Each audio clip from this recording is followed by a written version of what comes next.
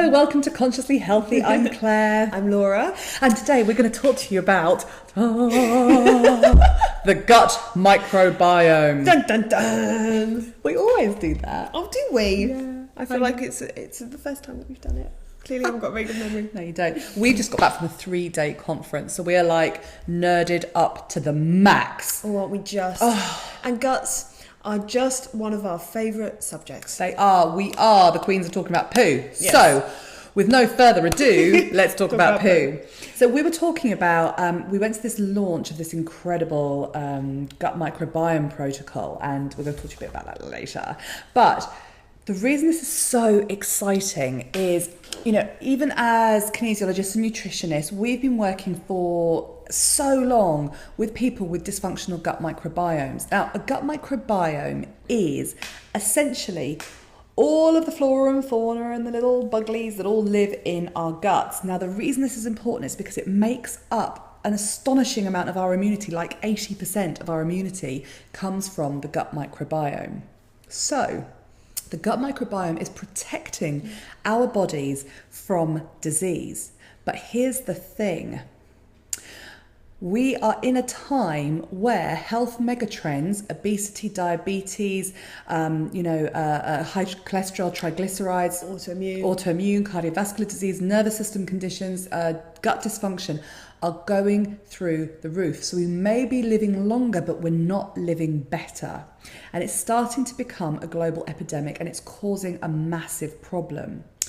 And something that was really interesting is that one of the speakers said that we are living in a time of one of the greatest experiments in human nutrition ever. So for the last 60 years, it's like a giant experiment. We have been aggressively farming, we've been using pesticides. You know, the way that we eat has dramatically changed. And actually, if you look at it impartially, the response is global illness. And also the way that we treat health is a bit of an experiment because, for example, the overuse of antibiotics, which is very popular in the 1990s. It's less now, but it still happens. And the types of new drugs that are getting developed. And yes, they've been clinically trialed before they come to market, but it's when it starts hitting the mass population that we start to see impacts on our health from different ways. So what scientists are now starting to realise is you can't just have a pill for every ill. You know, just putting people on statins for diabetes actually doesn't fix the problem. I've got so many clients who have been put on statins, and you know, one of the fundamental ways to get rid of type 2 diabetes is to lose weight. And yet, as soon as you're on the statins, it restricts you from losing weight. Statins keep you static. So, you know, people get stuck in these kind of health issues. Now, I'm not saying that there's not, before we get a load of mail, I'm not saying that there's not application for medication. Of course there is. We live in a time where this is necessary. But there's also a bigger picture. So scientists have started to realise that gut microbiome is a really important part of the health picture. And what's happening with these foods that we're eating? So we're eating a much higher carbohydrate diet, and they're processed carbohydrates. So these are all of the breads and the cakes and the pastas. And I was going to get onto the science behind that. Go for it. I was just going to say first that we know gut microbiome is really, really important because gut microbiome is being worked on medically. Now, what I mean by that is fecal transplants, yes, I'm talking poo. Poo transplants are actually a thing in the medical world. Now, they use them predominantly for inflammatory bowel conditions like Crohn's disease. And there is proof, we know that people can lose weight once they've had a fecal transplant. And the reason for it is the concept is if we take some of the environment from a very healthy person and we put it into someone who's very unhealthy, what can happen is that good environment can start to populate and that person gets well. And that is pretty astounding when you think about it. But there are issues with that, and it doesn't always work. And one of the reasons that it's believed that it doesn't always work is because in people, like actually, we've had irritable bowel syndrome for donkey's years, and although that's not an inflammatory bowel disease, it's a functional bowel disease. It probably means we don't have the right environment to support the right microbiome. And this is where working on the gut microbiome becomes so exciting because what we're doing is we're giving people the opportunity to start again, to wipe the slate clean, to start again, to heal the gut, to create the right environment.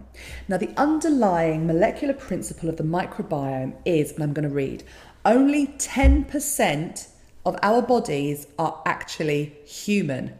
Cool, huh? We have 100 trillion cells and 90 trillion of those are bacteria, fungi, or other buglies and beasties and things that go bump in the night. They live on us and they live in us. And when we get and what we're seeing globally is things like, I've said we're getting this increase in weight, we're getting this increase in blood sugars, increase in insulin resistance, increase in blood pressures, high triglycerides, high cholesterol, and high cardiovascular disease.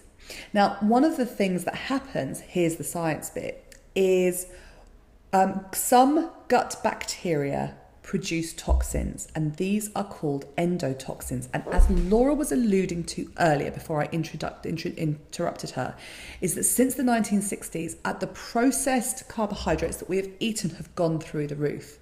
And here's the interesting thing, is increased in carbohydrates change the microbiome and increases endotoxins.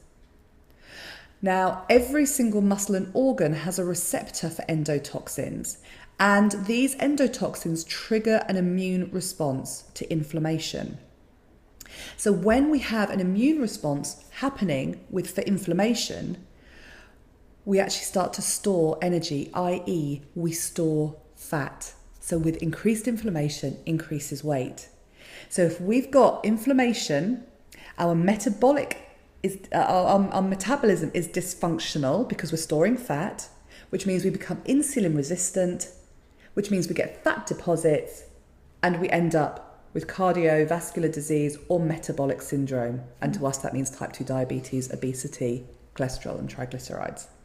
We also know that in people with depression and people who have experienced sort of the high suicide rates, these people have higher levels of endotoxins in their body than people who don't.